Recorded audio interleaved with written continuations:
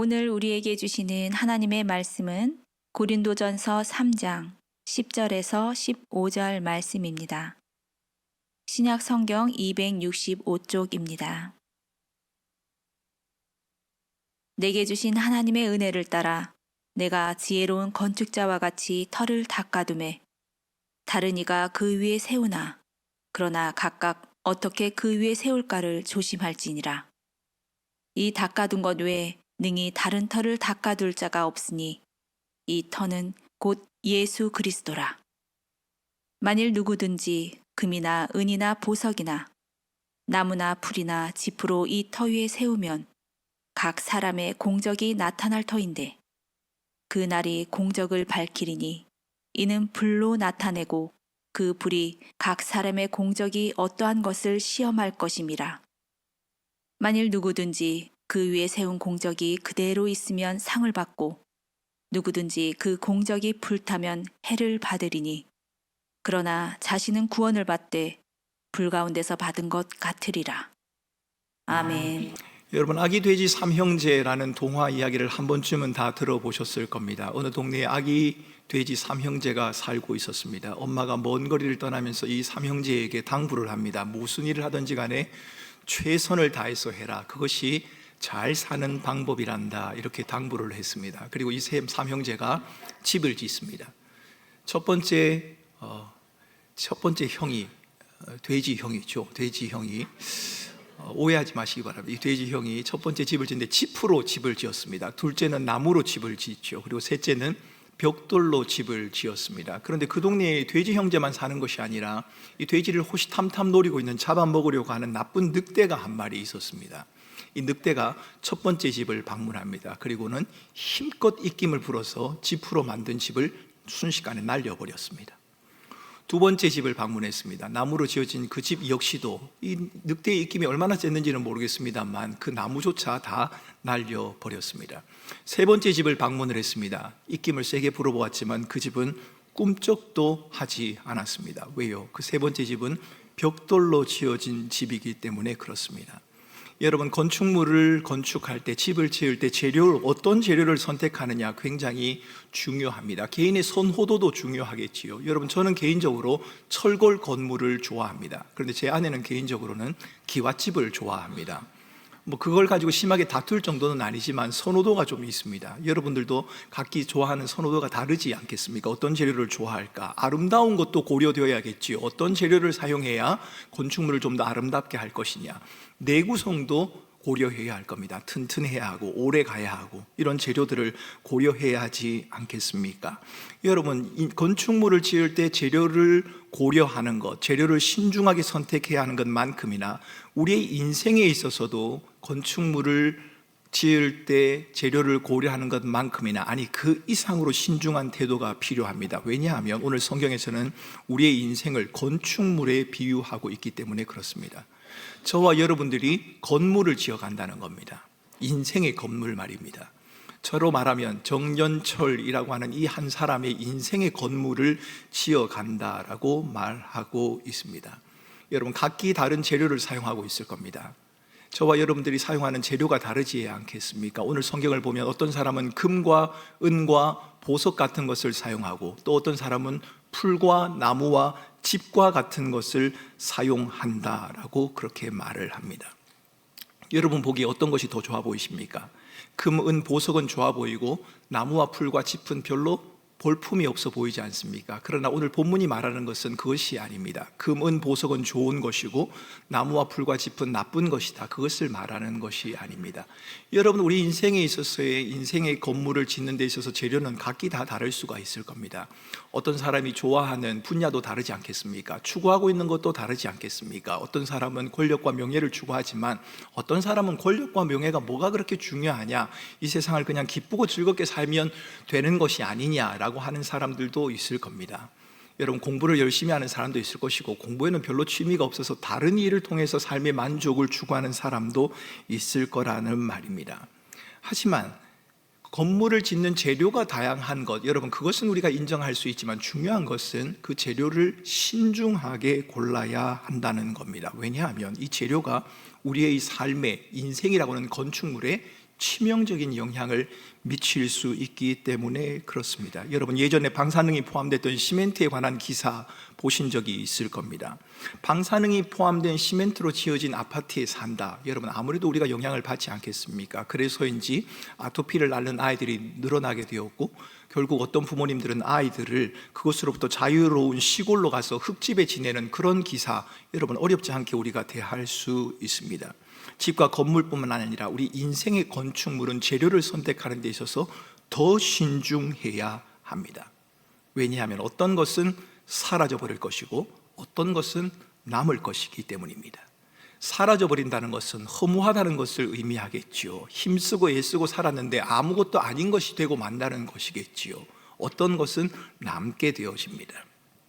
이 사실을 잘 알고 있는 바울은 오늘 본문 10절에서 이렇게 말합니다. 그러나 각각 어떻게 그 위에 세울까를 조심할지니라 라고 말합니다.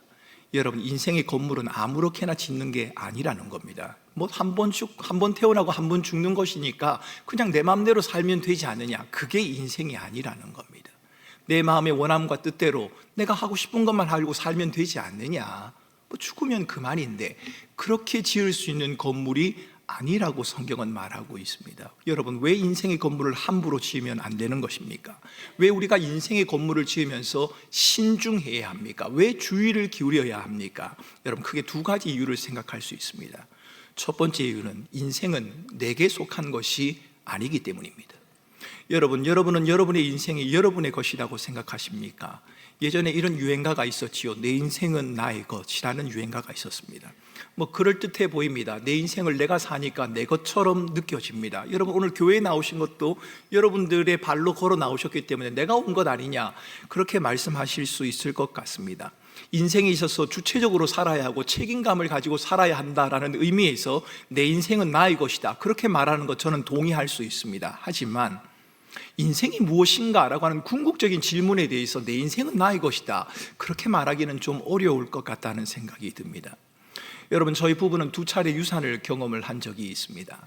결혼을 하면 아이를 갖는 것은 당연한 것이고 아이를 가지면 태어나는 것은 당연하다고 생각을 했습니다. 그런데 그렇지가 않았습니다. 가진 아이가 뱃속에서 사산을 하게 되고 우리의 계획과 뜻대로 아이가 주어지는 것이 아니더란 말입니다. 저희 가정만 그런 것이 아닙니다. 여러분, 저는 목회를 하면서 많은 교우들을 대하지만 아이를 갖고 싶어도 갖지 못하는 경우도 있고 계획하지 않았는데 수많은 아이들을 가지는 그런 경우도 있습니다. 여러분, 출산만 그러하겠습니까? 죽음도 마찬가지입니다. 여러분은 죽음의 시간을 알고 계십니까? 저는 가끔 그런 생각을 해본 적이 있습니다. 주님이 죽음의 시간을 좀 알려주시면 옆에 사람에게 좀 덜 고통스러울 것 같다라는 생각을 해본 적은 있습니다만, 여러분, 우리는 그 누구도 죽음의 시간을 알지 못합니다. 언제 우리의 시간이 끝이 날런지 누구도 예측할 수 없다는 겁니다. 죽음과 살만 그러할까요? 아니요, 우리의 삶 전체가 그러할 겁니다.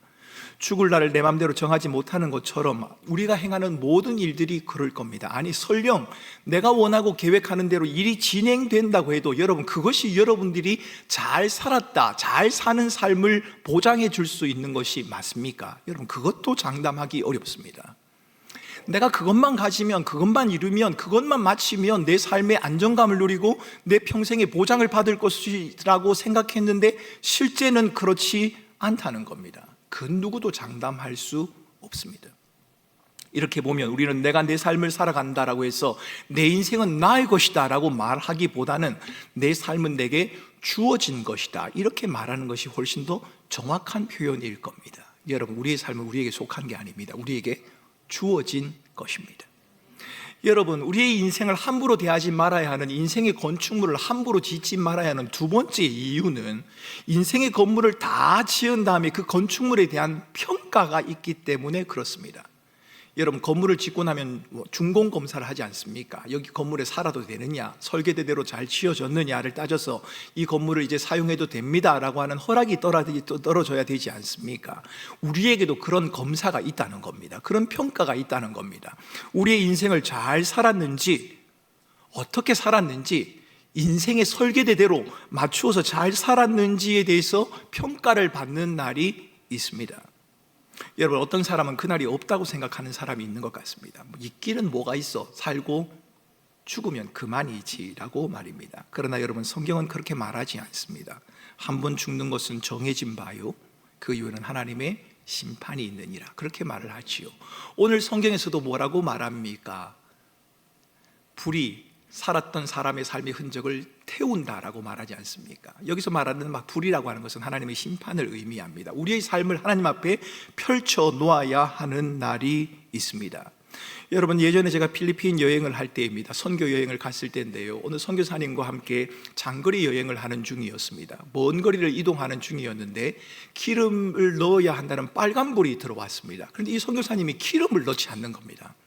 제가 말은 못하겠고, 왜 기름을 안 넣지? 이 차가 멈추면 어떻게 하나? 얼마나 마음이 조마조마했는지 모릅니다. 주유소를 지날 때마다 이번엔 넣겠지 했는데 기름을 넣지 않더라고요. 그리고 끝내 선교사님이 집에 도착을 했습니다. 그리고 하룻밤을 지내고 그 다음날 아침이 됐습니다. 밤사이에 기름을 넣는가 했더니만 안 넣었더라고요. 아침이 됐는데 이 선교사님이 또 출발을 하시는 겁니다. 근데 여전히 빨간불이 들어와 있었습니다. 옆에 있는 사모님이 여보 기름을 좀 넣으세요 라고 말하는데도 이 선교사님은 아무런 말 대꾸도 하지 않고 그냥 운전을 해 가시는 겁니다. 빨간불이 계속해서 들어와 있었습니다. 주유소는 계속해서 지나갔습니다. 이 선교사님은 나름대로의 뜻과 계획이 있었습니다. 왜냐하면 기름을 싸게 넣을 수 있는 주유소가 있었기 때문에 그 주유소까지 가기로 이분이 작정한 겁니다. 다행히 차는 멈추지 않았고 싼 값에 기름을 제공하는 주유소에서 기름을 넣을 수가 있었습니다. 정말 다행이었습니다. 아니었으면 제가 차를 밀어야 하는 상황까지 생길 수 있지 않겠습니까? 차가 멈춰버리면 어떻게 하나, 얼마나 제가 조바심을 가졌는지 모릅니다. 그런데 여러분, 가만히 생각해 보면 인생이, 저와 여러분들이 살아가는 삶의 모습이 그런 것 같단 말입니다. 우리에게 빨간불이 들어와 있는데 그것을 무시합니다. 괜찮다고 생각을 합니다. 빨간불이 잘못 들어왔을 수 있다라고도 생각할 수 있을 겁니다. 기름은 많이 있는데 빨간불이 고장난 거야, 내 차는 괜찮아 라고 생각을 할 수도 있지 않겠습니까? 이번 순간을 지나가면서 다음 순간이 내게 올 것이다 라고 생각하기도 합니다. 지금이 내게 마지막 순간이라고 생각하는 사람들은 그렇게 많지 않습니다. 이번 지나가도 다음에는 좀 더 싼 주유소가 있을 것이라고 하는 불확실한 예측과 기대와 희망을 가지고 살아가는 것, 그것이 저와 여러분의 인생의 모습 같다는 말입니다. 그런 우리를 향해서 성경은 이렇게 말합니다. 우리 모두의 삶이 드러나는 날이 있을 것이다. 우리의 모든 삶에 마침표를 찍어야 하는 날이 있을 것이다 라고 말을 합니다. 여러분, 저와 여러분의 인생이라는 건축물, 우리가 재료로 삼았던 것, 우리가 지은 인생의 건축물이 정당했는지 옳았는지, 정말 괜찮은 것이었는지에 대해서 평가를 받아야 할 날들이 반드시 있습니다. 여러분, 이 사실을 부인하며 살아가는 사람도 있습니다. 없다고 생각하는 사람도 있고, 마지막 날이 있긴 하겠지만 그 평가의 기준을 다르게 생각하는 사람도 있습니다. 내가 열심히 살았으니까 괜찮지 않겠느냐, 내가 뭔가를 이루었으니까, 누렸으니까, 성취했으니까, 성공했으니까 괜찮지 않겠느냐라고 생각하는 분들도 있습니다. 잘못된 기준을 가지고 마지막 평가를 기다리는 사람이라고 말할 수 있습니다. 여러분, 지난 금요일날 김창욱 교수님이 저희 교회에 와서 강의를 한 적이 있습니다. 여러분, 김창욱 교수 강의 중에 이런 말이 있었습니다. 돈이 많은 사람은 뭐라고 부른다고요? 부자라고 부르지만 그 사람이 반드시 잘 사는 사람이라고 말할 수는 없다. 여러분, 맞는 말입니다. 제가 하고 싶은 말이었는데 그분이 먼저 하셨기 때문에 제가 그분의 이름을 읽은 겁니다. 그런데 그분이 말하기 전에 성경이 우리에게 먼저 말했습니다. 여러분, 부자라고 해서 잘 사는 사람이다, 장담할 수 없습니다. 성공하면 잘 사는 사람일까요? 그럴 수도 있고 아닐 수도 있습니다. 여러분, 잘 산다는 것이 무엇입니까? 어떤 것이 잘 사는 것입니까? 많은 것을 누리면, 많은 것을 성취하면, 삶의 안정감을 가지면, 여러분들이 목표하고 계획하는 것을 여러분의 손에 쥐게 되면 여러분은 잘 사는 것입니까? 여러분, 그럴 수도 있지만 그렇지 않을 수도 있습니다. 인생의 건축물을 평가하는 기준은 얼마나 재료가 화려하냐, 풍성하냐, 얼마나 많은 것을 가지고 있느냐에 있지 않다고 성경은 말합니다. 성경이 우리에게 말하는 기준, 인생의 건축물의 안전성을 말하는 그 기준이, 그래도 그 건물이, 그 인생이 괜찮았다라고 말할 수 있는 그 기준은 그 인생의 건축물이 얼마나 안전했는지, 그 건물이 흔들림 없이 유지될 수 있었는지, 아니 흔들림 속에서도 그 건물이 얼마나 잘 버틸 수 있었는지, 그 건물이 과연 영원한 것이 맞는지라고 하는 기준을 우리에게 적용한단 말입니다. 여러분, 아기 돼지 삼형제 이야기로 돌아가 보겠습니다. 제가 여러분들에게 말씀드린, 또 여러분들이 알고 있는 아기 돼지 삼형제 이야기와 원작인 아기 돼지 삼형제 이야기에는 좀 차이가 있습니다. 여러분, 우리가 알고 있는 아기돼지 삼형제 이야기는 그렇지 않습니까? 첫째, 둘째의 집이 날아가 버렸습니다. 집과 나무로 지은 집들이 늑대가 입김을 불어서 날아가 버려서 집이 없게 됐잖아요. 그래서 이 첫째, 둘째가 벽돌로 지은 막내의 집에 가서 함께 행복하게 산다는 이야기가 아기돼지 삼형제의 이야기입니다. 그런데 여러분, 원작은 그렇지 않습니다. 첫 번째 돼지는 지프로 지은 집이 날아가 버렸습니다. 그리고 늑대가 그 돼지를 잡아먹어 버렸습니다. 두 번째 돼지도 나무로 집을 지었는데 그 나무가 날아가 버리고 두 번째 돼지도 역시 늑대가 잡아먹어 버렸습니다. 무슨 이야기입니까? 다음이라는 기회가 그들에게 주어지지 않았다는 겁니다. 집을 잃은 것뿐만 아니라 모든 것을 다 잃어버렸다는 것을 의미합니다. 여러분, 어떤 삶이 잘 사는 삶일까요? 어떻게 사는 것이 잘 사는 것일까요? 잘 사는 삶이란 것은 자기가 어떤 존재인지를 아는 것이 잘 사는 것입니다. 아마도 아기 돼지 첫째, 둘째 형제는 그렇게 생각했을 것입니다. 내가 집을 지었기에 이 집에서 안락함을 누리며 살아갈 수 있을 것이라고 마음을 가지고 그런 마음을 가지고 있었을 겁니다. 마음의 평안감도 누릴 수 있지 않겠습니까? 성취감도 있었겠지요. 그러나 자신들이 믿고 신뢰했던 그 집이 자신들의 안정감을 보장해 줄 수 없었다는 겁니다. 여러분, 우리는 어떻습니까? 우리가 많이 가지면 인간으로서 참된 삶을 살아갈 수 있는 것이 맞을까요? 우리가 원하고 바라는 것을 이루기만 하면 행복한 삶을 살아가는 것이 맞을까요? 그러나 성경은 아니라고 말합니다. 왜냐하면 인간은 누리고 성취하는 것을 통하여 행복을 누릴 수 없는 자들이기 때문에 그렇습니다. 그것만으로는 만족할 수 없도록 지음을 받은 것이 바로 인간이기 때문에 그렇다는 말입니다. 여러분, 톨스토이의 참회록이라고 하는 책이 있습니다. 그 참회록에 보면 한 나그네의 길을 우리에게 소개합니다. 예전에 제가 설교에서 한번 말씀드린 적이 있습니다만, 이 나그네가 광야의 길을 걷습니다. 광야의 길을 걷다가 맹수를 만납니다. 이 맹수로부터 목숨을 건지기 위해서 물이 없는 우물 속으로 뛰어들었습니다. 뛰어들다가 그 나뭇가지가 있어서 나뭇가지를 간신히 붙들고 버틸 수 있었는데, 아래를 내다보니 자기를 삼켜버릴 만한 크기의 뱀이 자리 잡고 있는 겁니다. 밑으로 내려가자니 뱀이 자기를 삼켜버릴 것 같고, 올라가자니 맹수가 자기를 삼킬 것 같습니다. 이도 저도 어떻게 할 수 없는 사면초가의 상황에 빠져 있게 된 겁니다. 그런데 그 순간 그 나뭇가지에서 맑은 물과 꿀이 똑똑 떨어지기 시작했습니다. 버티고 힘드는 그 두려움 중에서도 떨어지는 맑은 물과 꿀을 의지하면서 단맛을 보기 시작한 겁니다. 순간 이 사람은 자신이 위험한 처지에 놓여 있다고 하는, 사면초가에 놓여 있다고 하는 그 상황을 잊어버리게 된 것입니다. 그런데 여러분, 이 사람이 붙들고 있는 나뭇가지 위로 흰색 쥐와 검은색 쥐가 왔다 갔다 하는 겁니다. 톨스토이가 말하고 있는 이 흰색 쥐와 검은색 쥐는 밤과 낮을 의미합니다. 세월의 흐름을 의미합니다. 이 쥐들이 나무가지를 갉아먹기 시작합니다. 어떤 일이 벌어질까요? 시간이 지나고 나면 그 나무가지는 사가지게 될 것이고 그 사람은 떨어지게 될 것입니다. 여러분, 톨스토이는 그 모습을 통해서 죽음 앞에 서 있는, 영원한 죽음의 절망 앞에서 현실의 기쁨이 전부인 것처럼 여기며 살아가고 있는 인생의 이야기를 우리에게 들려주고 있습니다. 여러분은 누구십니까? 여러분은 어떤 사람입니까? 누가 여러분에게 당신은 누구십니까? 라고 물었을 때 여러분은 여러분 자신을 어떻게 소개하실 수 있겠습니까? 여러분의 직업, 여러분의 이름, 여러분이 성취한 것을 말할 수 있을 겁니다. 그러나 그것은 여러분의 원래의 모습은 아닙니다.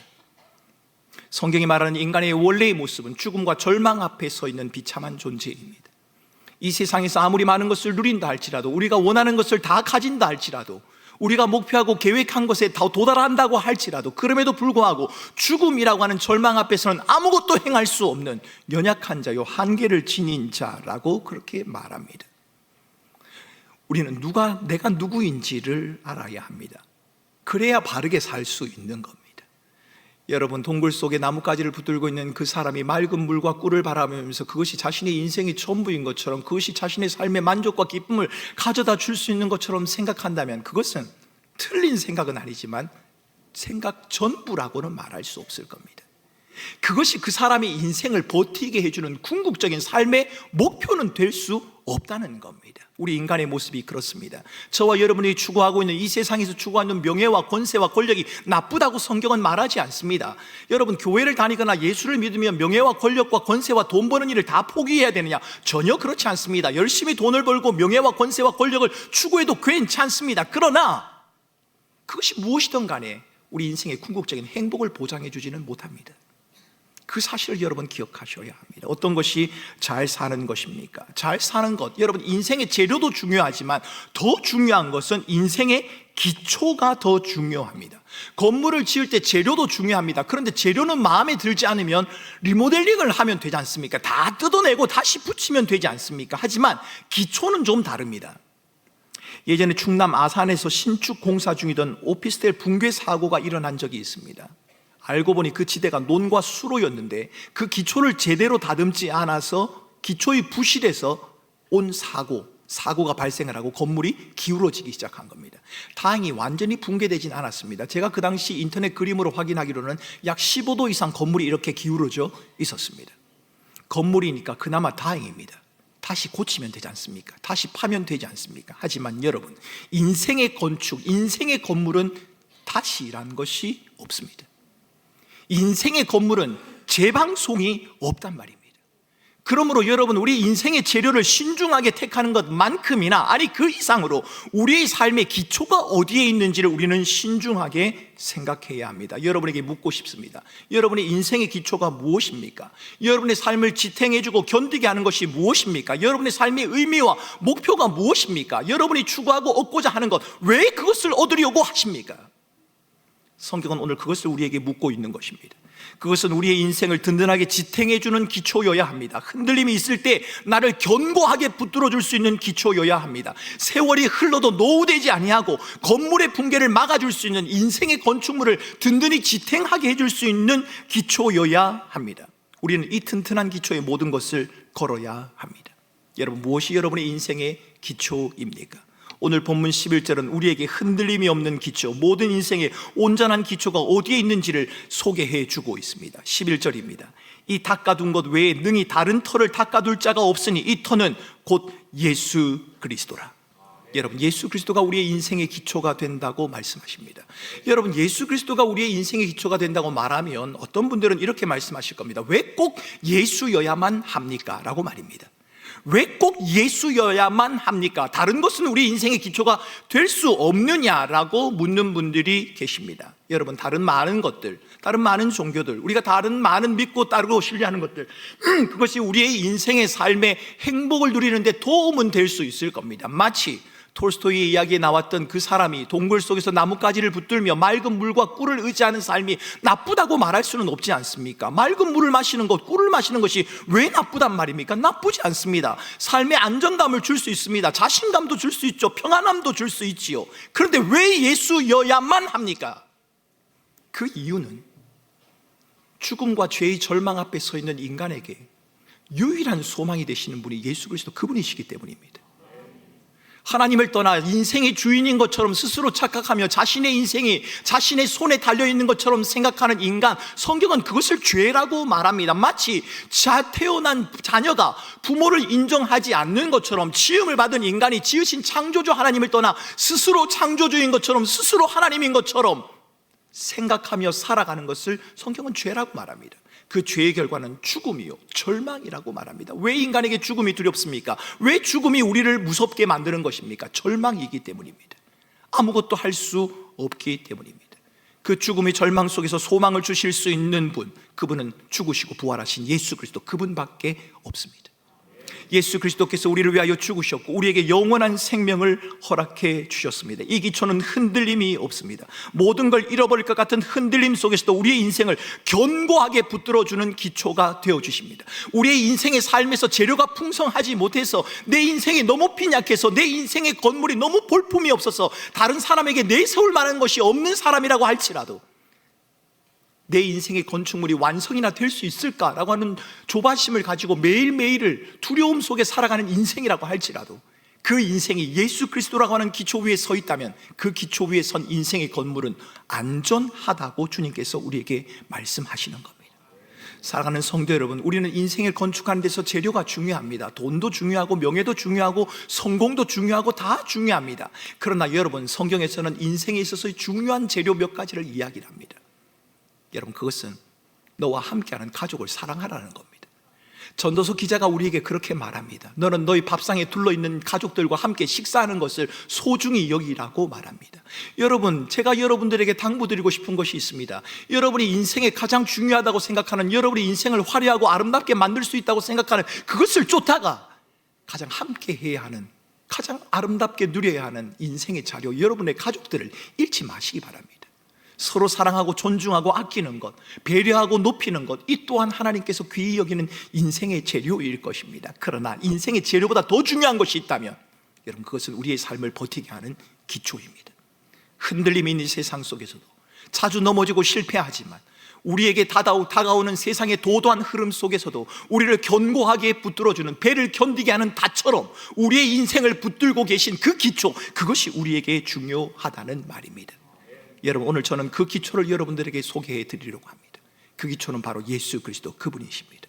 인생의 건축물을 위한 기초 재료만이 아니라 하나님은 건축을 잘해 나갈 수 있는 지혜도 우리에게 주기를 원하십니다. 많은 사람들이 어떻게 살아가야 할지를 고민하고 있습니다. 어떻게 해야 행복할지를 생각하고 있습니다. 많이 가지면 행복할까요? 많이 누리면 행복할까요? 우리가 원하는 걸 이루면 행복할까요? 그럴 수도 있을 겁니다. 그러나 분명한 것은 그 행복은 영원하지 않다는 겁니다.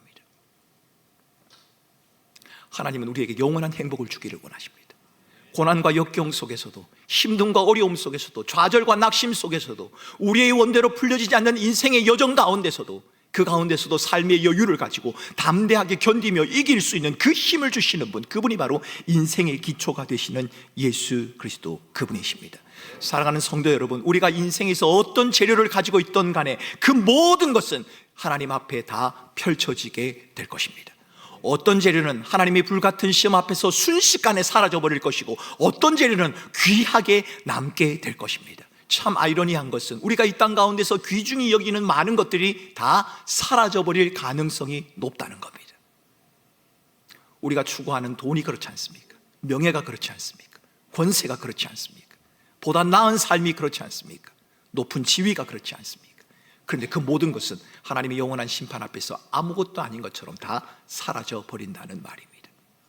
여러분, 그것을 추구하지 말라는 말이 아닙니다. 그리스도인들 가운데도 높은 지위에 있는 사람도 나와야 할 것이고, 잘 사는 사람도 있고 보다 못하는 사람도 있을 것입니다. 하는 일이, 원하는 일들이 풀려지는 사람도 있고 그렇지 못한 사람도 있을 것입니다. 중요한 것은 어떤 삶의 형편에 있든지 간에, 우리의 삶의 재료가 어떠하든지 간에, 그 우리의 삶의 기초는 우리의 삶의 온전하신 기초 되신 예수 그리스도, 그분이어야 한다는 것을 여러분들에게 말씀드리는 겁니다. 사랑하는 성도 여러분, 여러분의 삶 가운데 이 자리에 함께 계신 여러분들의 삶이 별로 만족스럽지 못해서 내 삶은 그렇게 아름답지 못하다라고 생각했는데, 하나님 앞에 서는 그날 정말 너의 인생이 귀하고 아름답다, 이런 말을 들을 분도 계실 겁니다. 아니, 반대로 나는 꽤 괜찮은 삶을 살았다고 생각했는데 하나님 앞에 너의 삶은 아무것도 아니라고, 오늘 불같은 시험 앞에서 나무와 풀과 집들이 사라져버리는 것처럼, 아무것도 아닌 것처럼 사라져버리는 그런 삶도 있을 것입니다. 만족스럽지 못한 삶의 재료 때문에 낙심하기도 하고, 좀 나아 보이는 풍성한 재료를 지녔다고 우쭐거리기도 합니다. 하지만 수많은 현실적인 어려움과 고난, 흔들리는 세상 가운데서도 우리가 여전히 안정감을 누릴 수 있는 것, 우리가 안전하다고 말할 수 있는 것, 그래도 우리가 열심히 잘 살고 있다, 그렇게 말할 수 있는 것은 여러분, 우리의 인생의 기초를 예수 그리스도, 그분에게 두고 있기 때문입니다. 예수 그리스도, 그분이 우리와 함께 하시고 우리 인생의 기초가 되기 때문입니다. 그러게 사랑하는 성도 여러분, 우리 인생의 재료가 좀 부족해도 괜찮습니다. 좀 어렵게 살아도 여러분, 물론 불편할 겁니다. 불편하고 힘든 것 충분히 이해됩니다. 여러분, 삶의 불편함이 여러분들을 얼마나 어렵게 하는지 저는 조금은 이해를 합니다. 우리 인생이 흔들림 없이 영원한 기초 되신 예수 그리스도 위에 서 있다, 그 사실을 믿으면서도 우리의 인생이 흔들릴 때도 있고 넘어질 때도 있을 겁니다. 그러나 여러분, 그것은 영원한 절망이 아닙니다. 그리고 끝이 아닙니다. 왜요? 하나님이 끝이다 라고 말하기 전까지는 끝이 아니기 때문입니다. 아니요, 죽음과 절망조차도 끝이라고 말할 수 없는 예수 그리스도의 사랑, 그리스도의 놀라운 은혜가 우리에게 있기 때문입니다. 인생의 궁극적인 승리는 내가 잘 살아가고 있다라고 하는 그 평가는 우리의 소유와 누림에 있는 것이 아니라 우리의 터가 되신 예수 그리스도, 위로부터 내리시는 하나님의 은혜와 자비로부터 주어지는 것입니다. 여러분에게 묻고 싶습니다. 여러분의 인생은 안전하십니까? 여러분의 인생은 영원하다고 그렇게 말씀하실 수 있으십니까? 하나님은 오늘 저와 여러분들을 그 영원의 자리, 안전의 자리로 초대하십니다. 하나님의 은혜와 사랑을 받으며 살아가는 저와 여러분의 삶이 영원한 기초가 되신 예수 그리스도 안에서 참 안식과 평강을 누리는 그러한 복된 삶이 되실 수 있기를 주님의 이름으로 축원합니다.